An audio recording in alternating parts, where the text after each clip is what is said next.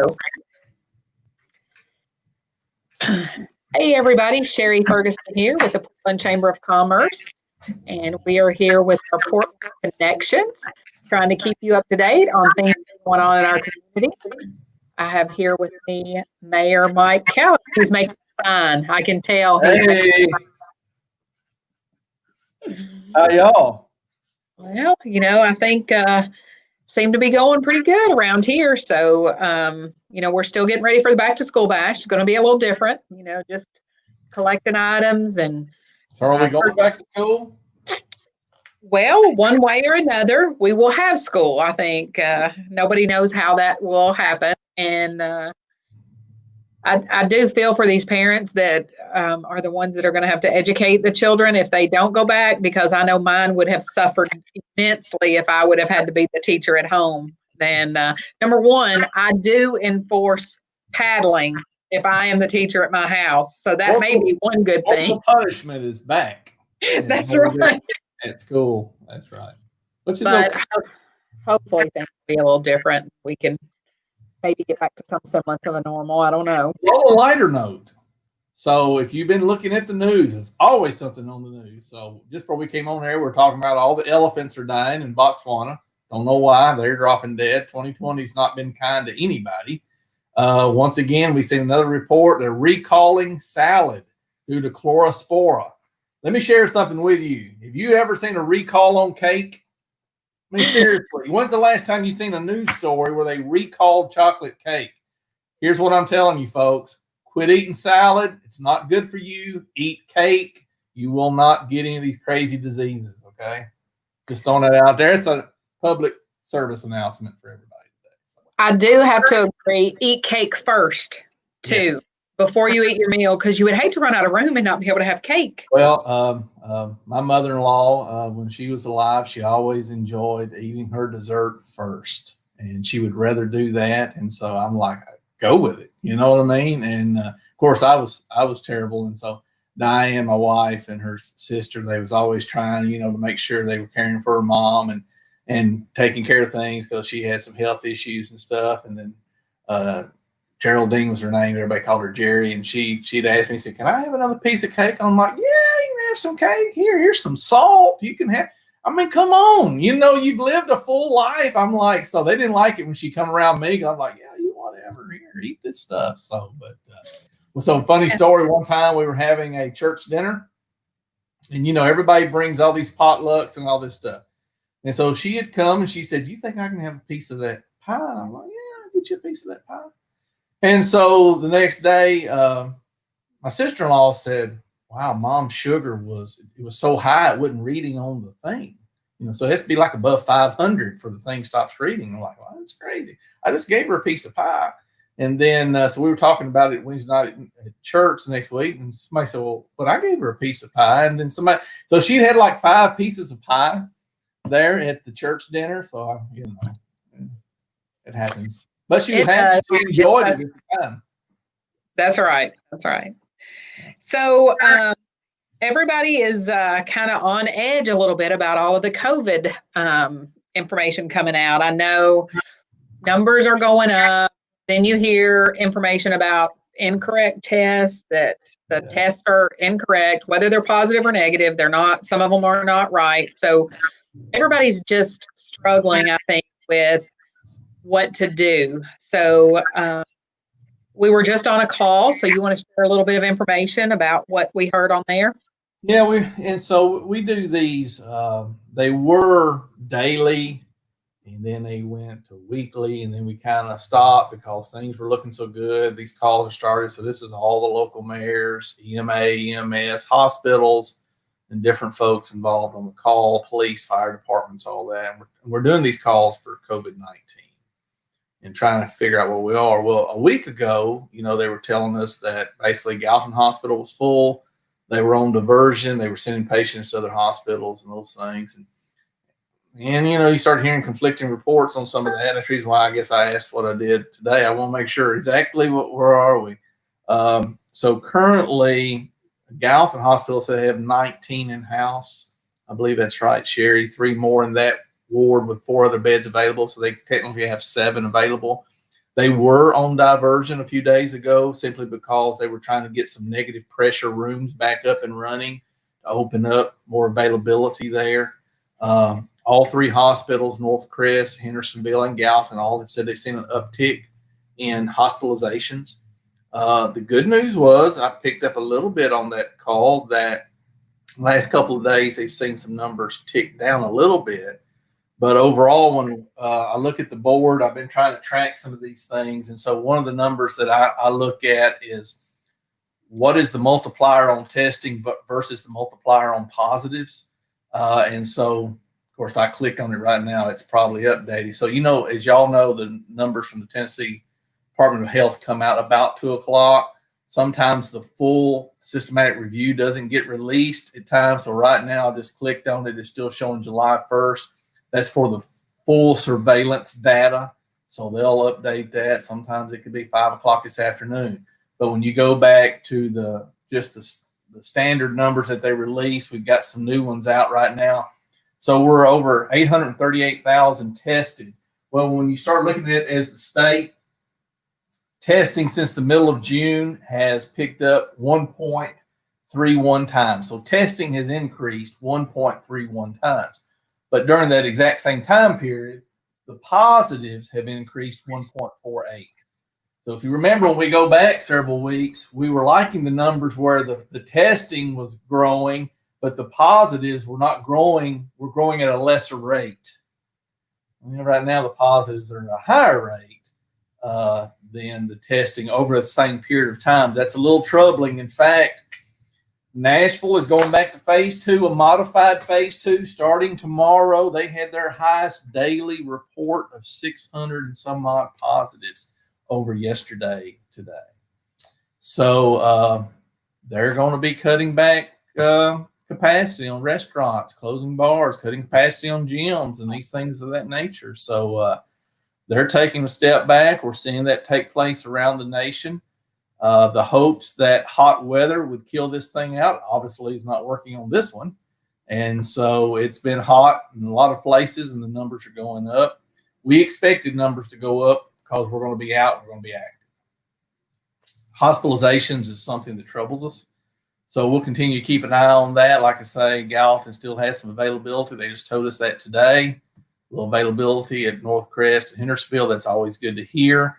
Across the state, there's still availability. I think the numbers that were given out was 21% normal beds, floor beds, 20% ICU beds, and 71% vents. That number on vents has went down a little bit. But the reason why the numbers, part of the reasons why the decrease in bed availability is because of elective surgeries. Remember, there was a prohibition on that. And now we're doing knee replacements and hips and doing all these things and stuff that we weren't doing. Takes up bed space, so we'll see. I mean, let me tell you something. I don't know. I've looked at this stuff so much. Look, I got my mask in my pocket. I mean, I carry it around with me, and I've been trying to wear it, trying to do a better job on that. I don't like wearing it. I was in Bible study last night. I had it on all night long in Bible study, when you got this thing on and we're singing at the beginning of the service, and we're trying to sing, and this thing just it just, because I'm singing, it's moving on my face, and then you got to breathe your own breath and all that kind of stuff. So nobody likes none of these things. I don't like it. I'm trying to do my best to keep this going, hand washing and all that stuff. I'm trying. And I know the information changes like every 5 minutes. So I'm just as frustrated as anybody else. So. And I think that is a lot of the frustration. Nobody really knows. And 1 minute you hear one mask work, masks don't work. And then you hear that best thing to do is social distance. And then you hear that gatherings at churches have caused some outbreaks. That's what we had heard. And then you hear that gathering at another place may not be it didn't cause any outbreaks. So, I mean, it's just all so included. Take this information, and I think the question is, and we give out information that we hear that just like that you hear, but we don't know any more than what you're hearing. So I told somebody today, I said, listen, whether the information I'm giving is correct or not, I don't know that. Right. I have to assume that these experts and these people that are doing these things, the people at the hospitals, that when they tell me something, I mean, I'm assuming they know. I mean, I don't know. I'm not a medical professional. Don't pretend to be one. And so we're just trying to put information. But it was just like early on, you know, it changed constantly, kind of still changing constantly at times. It is a little frustrating, I'm not going to lie to you, as we try to get a handle on some of these things. So when we look at the contact tracing, Dr. Piercy, the Department of Health commissioner for the state, you know, they said about 50% of these positives, as far as statewide is concerned, they're having trouble understanding the origination of that. Here locally, we've been hearing about, now when I say locally, I'm talking about Davidson County, Sumner County, Robertson County, some of these things. So we're starting to hear family gatherings, bars. We've heard of some church revivals and some things that had taken place that several people became infected. We're hearing other reports around the area. I told somebody yesterday, I said, when the governor and the health commissioner both mentioned Macon County on their on the prayer list, it should be on their press release, you know something's going on. And so they both mentioned Macon County. I don't know what today's number is on theirs, but it was, so it's 421 in Macon County. And so they've seen an explosion. I mean, we're up to 801 in Robertson, 1507 in Sumner, over 10,000 in Davidson. So they're concerned. They're seeing some things, and also around the rural areas that concerns them. That's why they brought up Macon County. I don't know. Listen, what's the alternative? Also, that's going to be the other issue. Even trying to wash our hands and trying to wear a mask and trying to social distance, trying to do those things, how long does this thing stay with us? You know, some say it'll stay with us forever. Some say it'll die out. Some say it takes 70% of the population of America to become infected before there's herd immunity. I don't know. And then they're waiting on the vaccine. So there's the other side. As soon as that happens, we're all going to be cured. It's all going to be great. Again, we've been waiting on the vaccine for AIDS for a long time. We don't have one. Right. So, I do have a question on here. Somebody asked, are there any cases in Portland? Well, I'd love to answer that. You know, if you've been listening to any of these videos that I've done, I've beat the horse is dead, beaten, and just nothing left. Matter of fact, I've been on a couple of calls this week. We were on the call with the governor earlier today. Sent the same message there. I sent the message yesterday to the Economic Recovery Group on a similar thing, because they're talking about maybe giving local authorities power to like mandate masks. And I'm like, how in the world can we do that? We don't even know the numbers for our own community. They won't tell us. We're told county by county. And, you know, I've at least said, please give me the zip code numbers. Just give me the zip code number. I know you got it. It's a pandemic. You're tracking it. Okay. Right. And so, but they won't release it. And remember, the state health department governs 89 counties, of which Sumner and Robertson are part of that. There's 6 other counties that have their own health department. They govern their own thing. That's why you see Metro doing their own thing, Shelby doing their own thing, Hamilton doing their own thing. So we're under the operation of the state health department. And I've begged, I've pleaded, we've sent emails, just tell us. Because how can I come to people and say this is a serious problem if I don't know the numbers? All I know is for the county. And right now it says 1,507 people in Sumner County have been positive. Doesn't mean everybody is positive right now. It's just like hospitalizations. 2,775. I heard somebody on local news the other day. I almost emailed them, but I thought, no, I don't need no hassle with the news. And they said there was at that time about 2,300. So there's 2,300 people in the hospital with COVID-19. That's not correct.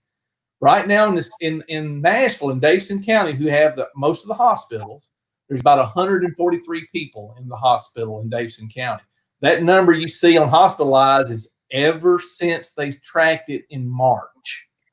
So 2,775 have been hospitalized sometime or another doesn't mean they're. And so it's so confusing. We see these numbers, and right now when you pull up these reports, and I know I'm on a soapbox right now, and so I apologize. But every time we get used to the display of data, they change it.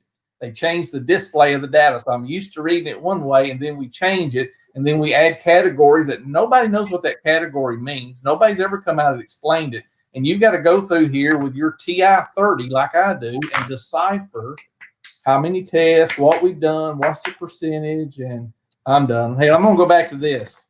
Remember, have you ever seen a recall for cake? I mean, come on, let's be real. And we need cake. That's what we need. Cake. Well, let's talk a little bit about what's going on in the city. Of course, we've not had a 4th of July event here for, gosh, ever that I know of. I think there may have been something at one time long ago, but so we don't have anything, so we don't have to worry about, should we have it, should we not have it. What about the park? Have we opened up the playgrounds, or are they still closed? They are. Listen, but you've got to make your own decisions there. We don't sanitize those things. Nobody, So, but they're open. The swimming pool, of course, we made the decision to keep it closed. We couldn't abide by the regulations, and we thought it was going to be a revenue loser. And in the environment we in, the last thing we need to do is lose revenue. So we just said close that. Golf course doing pretty good. We've established some new protocols out there with tee times, doing some of that stuff. They are spraying down the golf carts with a disinfectant every time. And so they've got a process out there. It's doing pretty good. And so we're seeing good crowds come through there, and they're managing that, trying to do that. But other than that, as far as that, now we're not doing indoor rentals. So we still don't do that. Now we're allowing some outdoor rentals of the pavilions outside, but not indoors. Yeah. Indoors is where the problem seems to be. It's all the contact tracing keeps coming back to extended close contact indoors. That's what I keep being told. I'm just sharing what I'm told. So another thing that's going on outdoors today is our farmers market. Yes. So you can come out to the farmers market. That's kind of taking up a little bit larger area, so you can try to distance as much as you can. And that's also one of those shopping type things. You come in and get your stuff and leave. Sometimes I do end up talking a little bit, and I stay a little bit longer than normal people. But yes. Even so, we spread it out to allow for people to social distance a little better. But it's actually worked out really good. It gives more open area in the middle, traversing back and forth between the things. We see good traffic over there, and it is outdoors. Once again, it's outdoors. And all the studies and things that we're looking at, a whole lot less opportunity for transmission outdoors. In fact, the governor talked about that a little bit today on our call, and so just that's what we're seeing. So when they do the contact tracing, it's close contact indoors, right? So bars are a problem around the country. Nashville's going to be making a move there starting tomorrow. But farmers markets out there going. Everybody's set up, and they start at 3:30 selling. They don't sell early. And people say, "Well, I'm here. Why can't I buy early?" Well, because if everybody does that, then the people who say, "Well, it starts at 3:30," shows up and everything's sold. That creates a problem. And some things do sell out pretty quick. We've watched or strawberries just as soon as there'll be a line, they'll be gone. But peaches and those things, you'll see those go through pretty quick. And so, but a lot of tomatoes, a lot of things out there. And so you get a chance, come on by. There's usually some good vendors out there.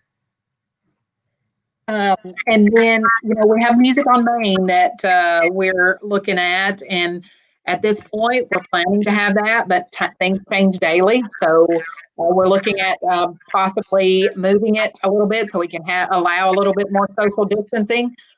But I just kind of stay tuned, because that's a daily thing that as things change, and we may end up having to not have our Music on Main for the month of July as well. Who's scheduled? Who's the next one?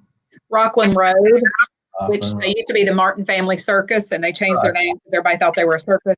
That's right. Yeah, that's right. And so they do a good job. And so we'll see how it goes. So city offices will be closed tomorrow. City transfer station will be closed Saturday, 4th of July. That's where people carry their brush and trash and those things. And then we'll be back at it come Monday. But like I say, we don't really do a 4th of July event. We kind of put ours in May because everybody has a July 4th event, right? And so you can go watch fireworks anywhere. So except this year, everybody's canceling their events, right?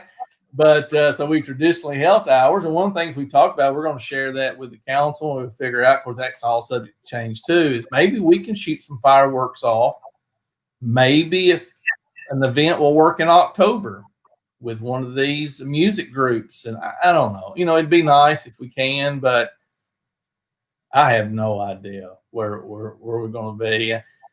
Thinking about, we talking about back to school bash a little bit.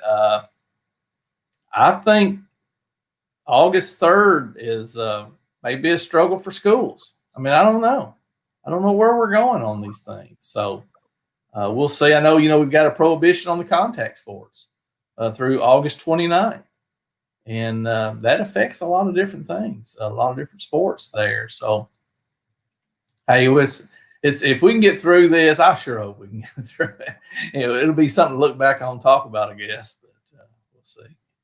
Well, somebody else asked about if there are any cases in Portland. I just want to reiterate that that information is not shared with us. I'm not sure that there are cases in Portland, not sure if there's any active cases, because, again, that's not something that we can get that information. And then also asymptomatic people, because there's a lot of people that end up having it that don't have any symptoms. So unless you know a person specifically, like I say, I'm sure that there are cases in Portland, just like there are in every city. Yeah, and we know that. I mean, we hear people, do you hear so-and-so? Do you hear so-and-so? I mean, I get that, but they just will not release that. So we do not know what a count for the city of Portland is. It's the same way they don't tell you what the count in Gallatin is or the count in Hendersonville is. We get the count for the county. And like I say, we would really like regular counts for the zip code, at least. 37148 encompasses way more than the city of Portland. But at least that, it gives us a better gauge of what's happening. But what I'm saying, it's hard to share that with folks, what's really happening on the ground here, because we're just not privy to the information. They won't share it with us. Right. And people have mentioned the CMC office was closed. It was closed. I think they did have a positive. They cleaned and they're open back up now. And Cumberland Electric. Oh, yeah. Yeah. And they, again, the person that had it there was asymptomatic. They didn't really show any symptoms, but they had been in contact with somebody that found out they were positive. So that's kind of where that went. So again, all the businesses, everybody's trying to do the best that they can do. Hang in there. We're going to get through it. It'll look a little bit different, I'm sure, every time that things come up and we change the way that we're operating. Something has changed forever, and I'm sure that will happen too. Yeah, it's hard to, especially in a small community. We're very social. I mean, we either already know each other or we want to get to know each other. And having to get to know each other is hard to do 6 foot from someone. I mean, you want to have a little closer contact. You want to talk with them, you want to see them, somebody that you know, that you have known. You want to give them a hug, shake their hand, which is, I enjoy doing that. I enjoy shaking hands. You're at church and somebody, you want to give them a hug and see how they're doing. And that's hard to change, especially if you were brought up in an environment that you shake somebody's hand, you look them in the eye, and you're taught from a young age. I was taught, firm handshake, you know what I mean? And now you're trying to break out of that. That's tough, but we'll see. Somebody has also something they want to bring to you. There's a traffic light at 76 and 109. It's still skipping cars. traveling westbound, waiting to cross. They've seen it, and several people talked about it. The sensor's not working correctly, so you might want to just check on that. I don't know if you have. It was checked not long ago, and I'll tell you something else about. We'll get it looked at. I'll tell you something about traffic lights. It's like you know how many times we've had these companies up here, and you and I know about some that's just like, I've been there, I've sat there, I know it's not working, and we get the company up here, and the company says it's working fine, there's no problem. I'm like, I sat there, I watched it not work, and so, but we'll have them come look at it. So kind of like driving a car and hear the noise when you take it to the mechanic that doesn't make that noise. One thing we have noticed, and I don't know how you get that out, people roll past the sensor. And so if you pull up too far and you pull up in the area that's really for the crosswalk area, you pull past the sensor, it's not going to trigger. So they dig a little groove inside the pavement and they lay this little wire. And so those are the basically stop blocks in the pavement. People will roll outside of them. That's the reason why, like motorcycles don't read well because of how it's configured for them. Cars that roll outside of where the wires are, it don't read well there. But we've got that company coming back up. Matter of fact, to look at another situation, we'll let them know about 76 and 109. Is that the one you said? Yes. So we fixed an issue down there here a little while back, and we had the cross buttons at Longview and 109. Actually couldn't figure it out, and how does it happen? I don't know. There was a break in a wire in the ground. I mean, I don't know how that happens. But the company found it and got that fixed. So we'll take a look at it. Well, I just know everybody's ready to get back to normal, but we're not there yet. Do what you need to do, but stay safe. Hand sanitizer, mask. Just again, we're going to get through it. Anything else we need to tell them about going on? I'm sure there is. I just can't get it on my mind right now. Like I say, we've been on a lot of calls, a lot of conference calls this week. Listen, we meet. I've been telling folks, listen, the mayors were on with the governor today. We were on with EMA today. We were on with economic recovery and somebody else yesterday. I don't remember who it was now. And I'm so sick of these online meetings. I'm telling you, man, that's just like so weird. And you want to get back in a room, don't you, and be able to talk and do all that. So, but I have been in a room. You kind of stand around and you feel like you're that awkward person in school where you don't know what to do. You don't know whether to hold your hand so that you don't shake, because you're going to shake somebody's hand. That's just what we do. We've always stuck our hand out to shake people's hands. So, well, I will say, so our council meeting will be online Monday. So we had hoped to be in person. And matter of fact, the state told us that the governor would not extend the executive order for online meetings, and then it got extended. So here we are. So we're back to that. Those executive orders carry us through August the 29th. Part of me on some of this stuff, I wish some of that, like, let's say the online meetings, for instance, because we have to do advertising. We have to meet deadlines and do all this stuff. We need to know where we're going to be, what we're going to do, how we're going to advertise. And it kind of creates a little tension for us when we're unsure what we're doing. Just come out and say 2020 online meetings and just move on with life when it comes to that. We'll all plan it out and we'll figure it out from there. And maybe on that one would be an easy thing to do. So I don't know. Well, I will be listening on Monday, and we'll see what exciting things we have going on. And I do appreciate all that you do and all the community coming together to help us get through this. All of our city employees, they do such an amazing job. I talked to several out here today because we were working on a few things here on Main Street. And, it's just awesome when you have somebody like Martin. He is just awesome at what he does.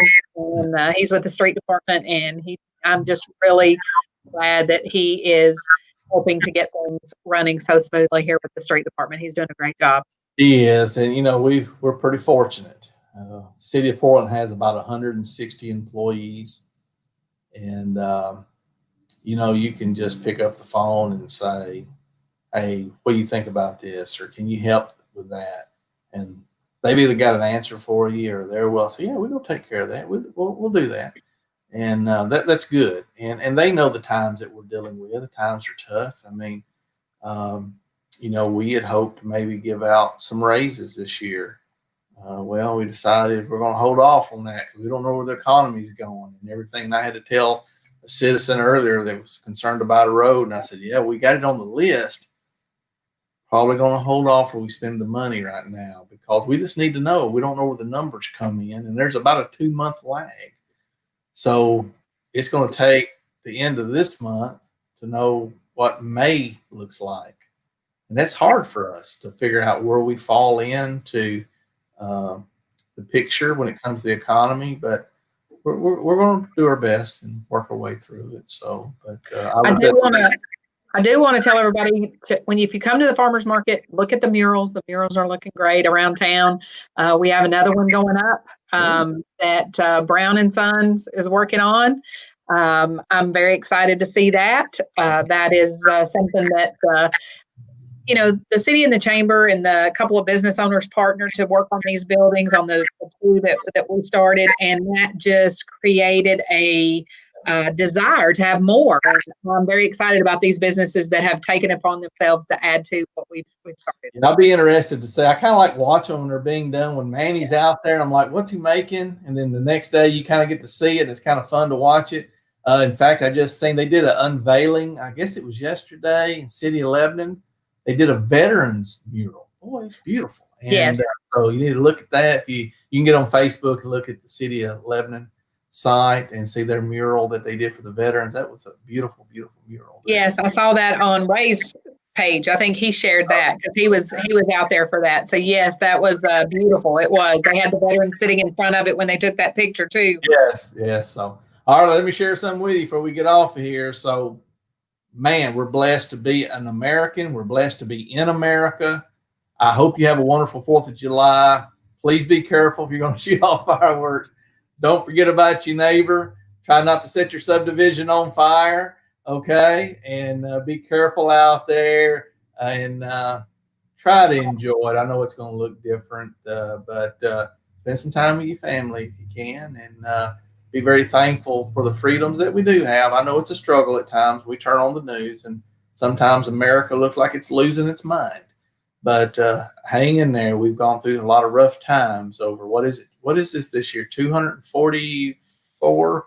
Anybody do the math real quick? Where are we at this year? So this is 2020, 1776, 244.